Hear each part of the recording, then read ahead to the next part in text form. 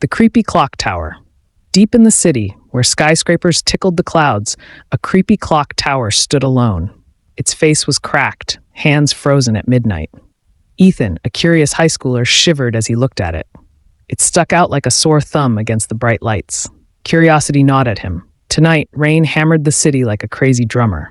Ignoring the growing dread, Ethan approached the tower.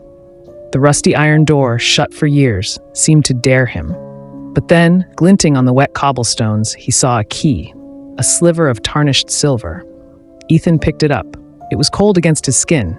He hesitated for a moment. "Should I open it?" he thought.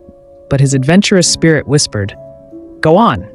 He shoved the key in, and the lock groaned in protest as he turned it. The rusty gears shrieked like ghosts. The door creaked open, revealing a dark, winding staircase leading down. The air smelled like old books and something much worse. A creepy feeling of forgotten memories. With each step, Ethan thought he heard whispers, faint voices from the past. The whole place felt strangely alive, its pulse matching the rain outside.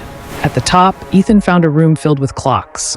Tall ones loomed in the shadows, pocket watches gleamed faintly, and sundials bore weird symbols. Each tick seemed to echo from a different time.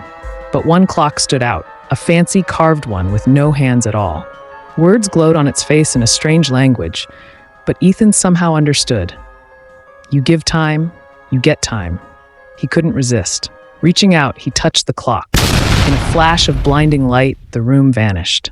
When he opened his eyes again, he was in a crowded marketplace. People in old-fashioned clothes yelled and bartered, while horse cars clattered by. The town square clock had hands now, but they were spinning backward, rewinding time itself. Over the next few hours, Ethan saw incredible things. The signing of the Declaration of Independence, the building of the Brooklyn Bridge, the Roaring Twenties. But with each passing moment, he felt awful. Wrinkles appeared on his face and his hair turned gray. The very walls seemed to whisper secrets to him. The cure for a forgotten disease, the location of hidden treasure. Yet, the thought of his own life, his friends and family, pulled him back to the present. With a heavy heart, Ethan reached out and turned the clock's hands forward. The world spun again, and he found himself back in the dusty chamber, the rain still drumming. The clocks all started ticking again, like nothing ever happened. Ethan collapsed onto the floor, weak but shaken. The creepy clock tower loomed outside, a silent guardian of time's secrets. Ethan stumbled out, forever changed by his experience. The busy city continued its rush, oblivious to the magic hidden within the forgotten tower.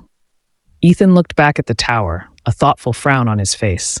"Whoa," he muttered to himself. "The past is cool, but maybe it's better to leave it alone. The present might not be perfect, but at least it's mine. Besides, wouldn't I miss video games if I stayed in the past?" Moral lesson. Sometimes the allure of the unknown can be tempting, but the past is best left undisturbed.